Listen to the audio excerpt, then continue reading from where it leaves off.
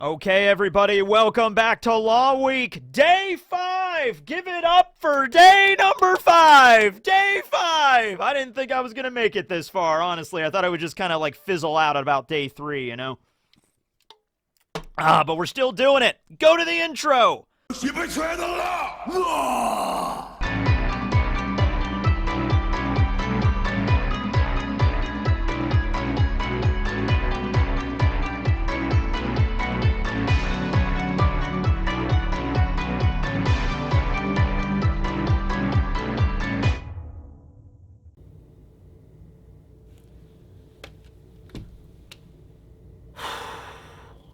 Is there any point for me to even say anything? Absolutely remarkable. Okay, so today's episode is going to be on the laws of law.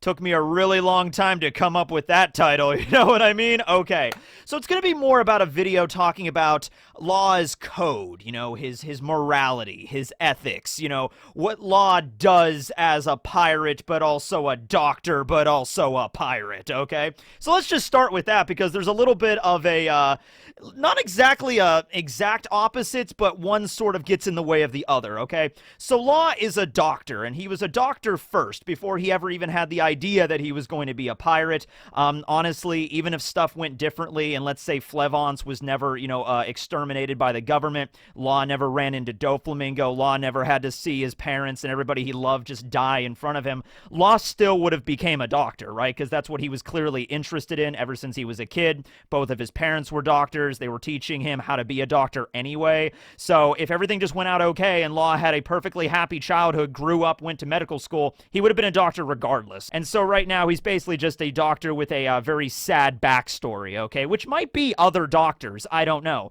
So the idea though is that being a doctor, you have to do something called the Hippocratic Oath. Now, I'm not a doctor myself, and I've never been to medical school, and I don't really know any doctors. So I'm going to assume the Hippocratic Oath involves a hippo in some way. What I'm picturing is like after you graduate medical school, they take you into a dark room in behind the college or whatever, and there's like a wise, learned hippo that's like 5,000 years old wearing a fancy outfit, and you have to make the oath to the hippo to be a great doctor, okay? The hippo was actually the very first doctor of all time, okay? So I'm assuming it has something to do with that, but it also probably has something to do with like, hey, I am a doctor, and I take on the responsibility, I take on the oath that if anybody needs medical assistance, I will do the best of my ability to give them medical treatment, okay? I won't just ignore them. I have to help if I am able to help, okay? I guess that's the basic idea of the Hippocratic Oath from a layman like me, all right? Now, a problem with this is that he's also a pirate, and the pirate code of ethics is pretty much like, I'm a pirate, I kind of do whatever I want, you know what I mean? So, now, every pirate is different, obviously, comparing, like, the Blackbeard pirates to the Whitebeard pirates to the Straw Hat pirates. Each of those pirate crews have very different, like, morals and ethics and, like, codes of how they operate, right? And it's the same with Law, all right? So I would imagine it would be on a case-by-case basis most of the time. It would be of a rather contradictory thing if Law was, like, encountering another group of enemy pirates, and he's like, you know, men, heart pirates, attack that enemy crew! And then Beppo and Sachi and Penguin and Jean Bart are there. It's like, yeah, we're gonna wreck their day, Captain! Charge! And then they just beat the crap out of this other crew, and they're, you know, severing limbs, and they're on the freaking decks of their ship, and blood's everywhere. And then after the battle is over, Law is like, all right, men, now we save their lives because I took an oath. A Hippocratic Oath. Beppo's just like, but I'm a polar bear, so, am I included in this? You know, I'm a bear, sir, not a hippo. I don't know what to tell you.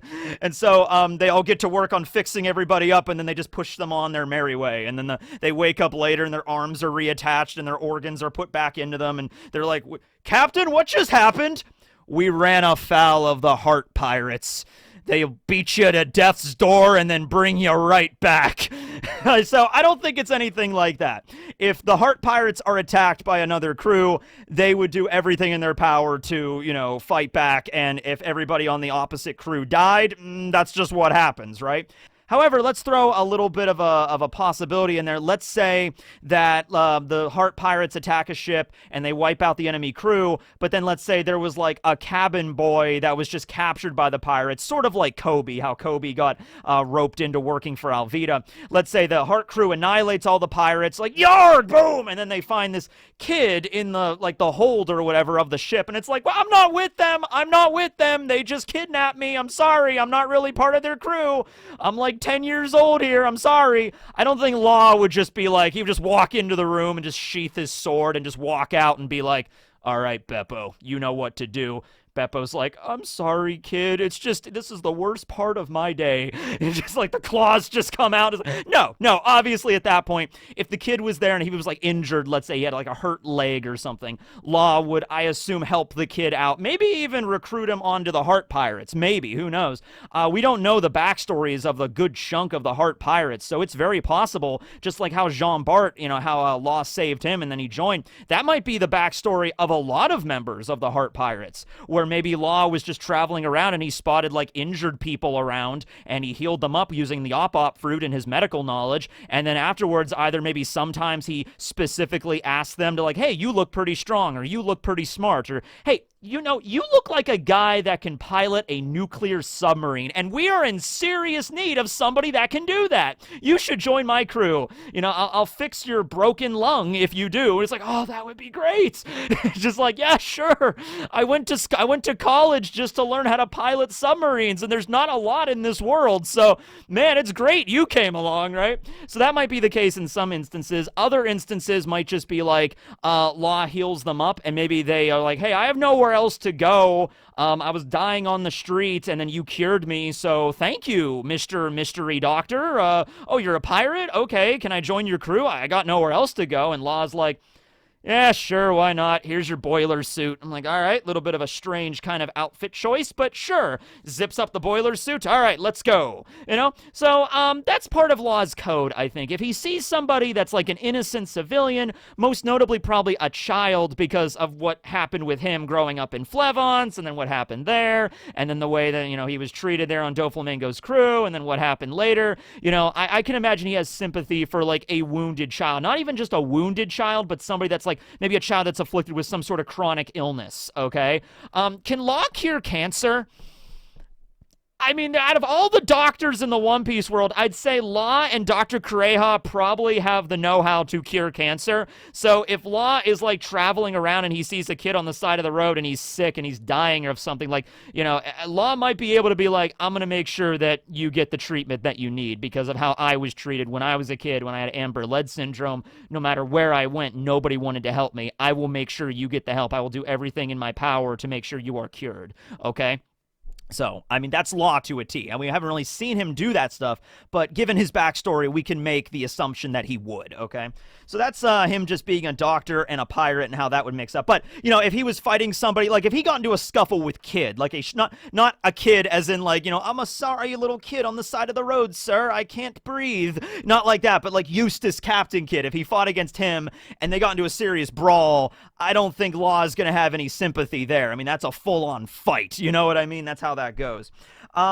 Something else is that he's accepting of the fact that he knows his own limitations and that he's not going to be able to do everything himself, okay? This was most notable when he wants to take out Doflamingo and then eventually take out Kaido, but he knows there's no way he could do that by himself, okay? So he's a smart enough man to know it's like, listen, I need to form an alliance here. Now, one of the reasons was, of course, because the Straw Hat crew was very strong. He saw this firsthand. But also, Luffy had a debt to him because Law cured him during Marineford and healed him of his injuries after Akainu punched him. So maybe Law's like, I can use the Straw Hats here. So I think there's like a little bit of a manipulation tactic there where Law is thinking like, I can manipulate them to helping me out with my own plan, all right? Now, that fell through pretty damn quickly, though, because we all know Luffy. Usopp even mentioned mentioned this to Law. He's like, listen, Law, you seem like you got a good head on your shoulders, and I know you would assume that when two pirates form an alliance, it's like we're on even keel to work out our own different motives, and they line up, and that's the whole point of an alliance.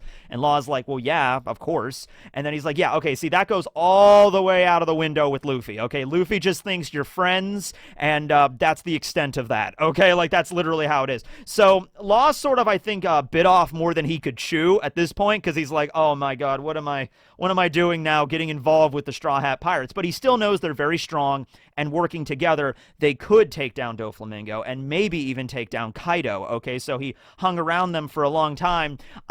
There's certain points you feel really bad for Law, like when he's like, okay, listen, I have a plan. All we gotta do is make sure we don't run straight toward Kaido and fight him. Cut to Luffy, like, I'm gonna run straight toward Kaido and punch him! Law's like, son of a... Okay, all we gotta do is just stay out of sight. Luffy's like, hi everybody, I'm Straw Hat Luffy!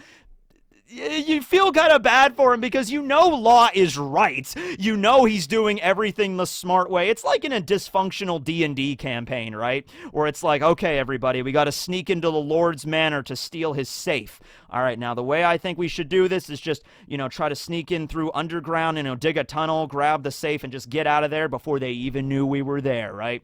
Meanwhile, you have like the barbarian or something just knocking on the door, like, let me in! It's just like he busts open the door. You rolled a 20. Ah, shit. All right, you kick the gate through. The two guards on the other side get crushed by it. They die instantly. It's like, all right, I guess we're just running through the front door here. I guess we're just doing this shit, right? Yeah, that's kind of how you feel. And then DM is just like, spent like 5 days running this campaign, the whole layout of the mansion. Okay, all right, I guess we're doing this now. Yeah, you just run straight through the front door. That's how you kind of feel with Law and Luffy sometimes, right?